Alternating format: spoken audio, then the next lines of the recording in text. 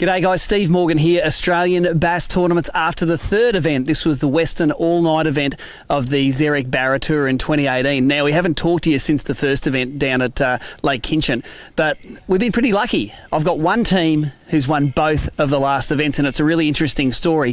Teemburra was really, really tough. These guys, the likely lads, Phill and Geoff, they won it with only 9 kilos of barra. So you might think, yeah, a bit of a lucky Joe, got a couple of lucky bites. Well, they came to Faust afterwards, and last night they put together a 5-fish, 80-kilogram bag to blitz the field and take another prize money. So they've got the check here for the Western event, they've got the check here for the Wilson's event. These guys are on a roll and they're leading Team of the Year by several points at the moment. So guys, I'm going to get you to, we'll put the checks down at the moment, because what these guys are wanting to watch about, they want to know techniques. So you're the Teemburra man, Phill. Yeah. Let's go through that first event. Teemburra, you guys have done a bit of time on there. Yeah. It's been fishing really well, but on the tournament night, it was tight, wasn't it? What went on? Yeah, it was tight. We decided beforehand we'd go and fish Pinnacle Point if we could get there in time. The field started. We expected somebody to jump it, but everybody went down, right down the back end towards Teemburra Creek. So we just nipped across, which was only probably 400 metres across, like we did in the Kinchin event. We just popped over and we was straight on anchor. We probably used about 4 or 5 litres of fuel. I reckon you've used 10 litres for the whole 3 events so far. Yeah, not much.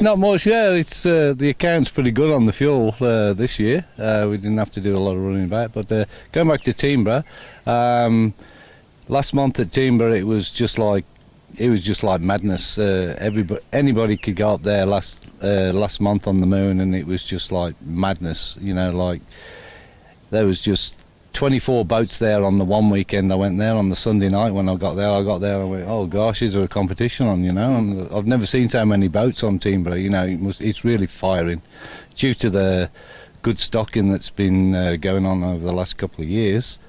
Water levels dropping, and the fish are in prime condition, absolutely prime fighting condition, and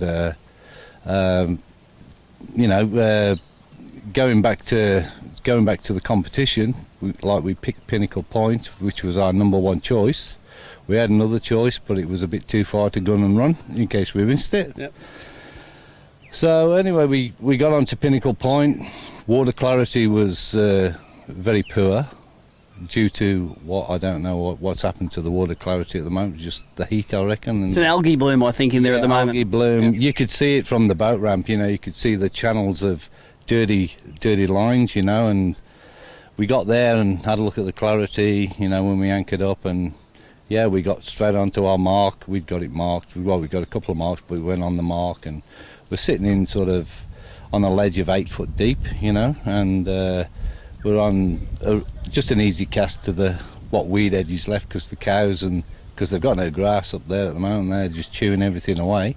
Yep. So we just got some nice black weed there, which is just good for good for Teemburra. If you've got a little bit of weed there, healthy weed, you're going to get the fish there, and we're casting on the ledge probably 3 or 4 foot deep, coming, and it's just a cast, rip it, and then slow down on probably a 2 or 3 count, and then just work it back to the boat. And basically that's what we do, that's our technique of fishing. We pick a sweet spot and we just keep hitting it, and we don't chase fish off the sand when we see shadows behind us, because we can't catch them, it's too deep. So we just keep hitting that spot, and eventually it worked for us. It was a really, really tough comp, cast after cast after cast, getting nothing and not seeing that many fish.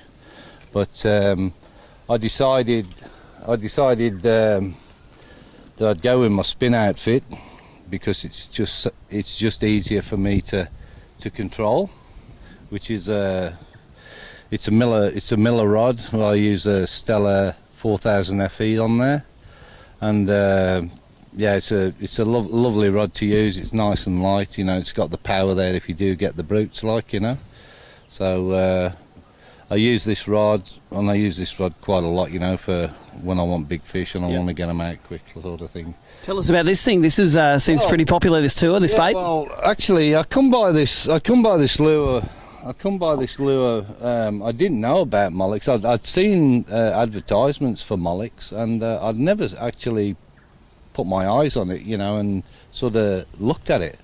It's not like that when it comes out the box. It comes with, you know, a bronze hook on the front, and it's just and a got spinner on the back, hasn't it? and a little gold spinner tail. So I tried it out a couple of weeks previous on the moon, and I was getting hits on it, but without that trail hook there, I was getting bumps, and they weren't picking it up. You know, they weren't picking the hook up.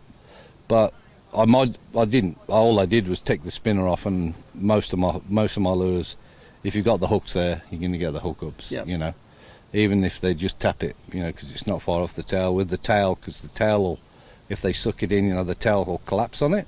I haven't modified it in any way, only by Apart from the putting hooks. ST66s, which I always use. They never fail. And I've got 80 pound, what are they, 80 pound, I can't think now, 80 pound split rings on there. And that's all I use, and I just cast that, interchange with it, but I kept to it, and I knew that if there was a fish about, that I would you know, I would nail one with it. And, awesome. Well, it got you the fish you needed, and after the first event, I think you came 6th. Second event, you came 1st. Let's roll into Faust last night for the all-night championships. It was the 3rd event in 3 nights, so everyone's starting to get a little bit fatigued, and then we send you out on the lake for the all-night. You guys only lasted till a bit out of midnight. That's all you needed, wasn't it? Yeah. So, Geoff, take us through what happened last night, and I want to talk about some of that interesting terminal tackle you got on the end of that rod there. Yeah, well, our plan were we'd picked a spot which were only just across the dam, it weren't far, and previous to that we'd put in over 90 hours practice pre-fish time between us. We had 2 10-hour sessions at Faust in the night, and we had 1 barra in 2 10-hour sessions. Teemburra, we've got a little bit more experience there because it's our local dam.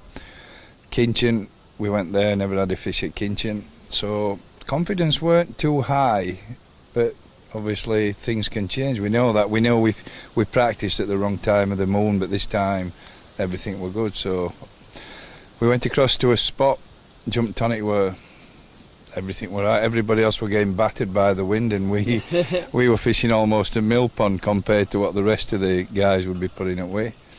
And we weren't long into it before Phill got the first one. And that was a big fish, wasn't it? Yeah, he got a metre 9 on the. It were actually on a mongrel, squidgy mongrel. Yeah. Then I'd been changing up a bit, and then I decided to try a vibe, because we knew they'd been catching a lot of 60, 65 centimetre fish, and we quickly put a bag together. And then obviously, I mean, you've got a couple of goals before you get to. One is get the donut off the back. Yep. Second is to get the bag regardless of what size they are.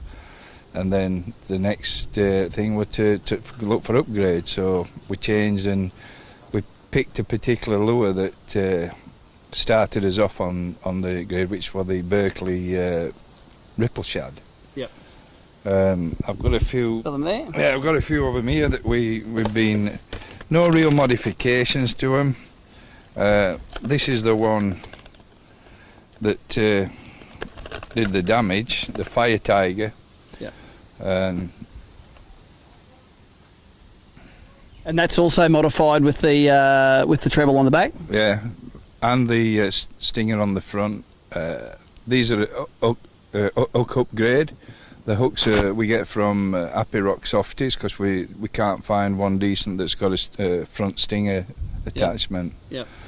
Yeah, so that started us off. We got his first good fish on that, and then Phill changed to it as well, and so that got us on the track. Now, you did some serious upgrades. We had the pleasure of being about 50 metres away and watching you smash these fish. You were throwing out 60s and putting in metre 10s. Yeah. You know, so it must be a good feeling when you're upgrading by 50 centimetres, or probably over 10 kilos an upgrade. So that's what you needed to do. I think when we were listening to you talking, your aim was to have all metre plus fish, and then you'd be happy for the night. Yeah, that was definitely. It's everybody's dream. I mean, when we started, we said our plan is to catch 5 metre fish in the first hour and go home to bed because we Took longer than that, though, didn't it? It did. We're not the youngest team. I think we were probably the oldest team in the comp actually.